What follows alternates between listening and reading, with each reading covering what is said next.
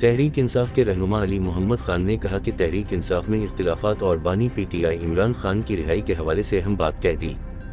इन्होंने कहा है कि इमरान खान के खिलाफ केसेस देखें तो इन्हें बड़ी ईद से पहले रहा हो जाना चाहिए।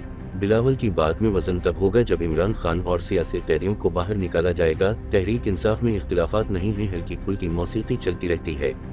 इन्होंने इन ख्यालात का इजहार निजी टेलीविजन के प्रोग्राम कैपिटल टॉक में मेज़बान हामिद मीर से गुफ्तगू करते हुए किया।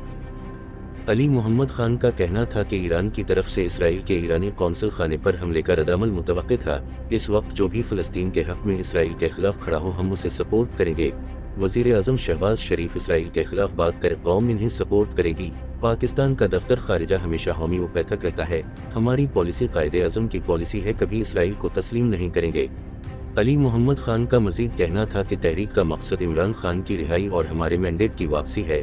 सुप्रीम कोर्ट को इलेक्शन में धांधली पर अज खुद नोटिस लेना चाहिए। इमरान खान के खिलाफ केसेस देखें तो इन्हें बड़ी ईद से पहले रहा हो जाना चाहिए।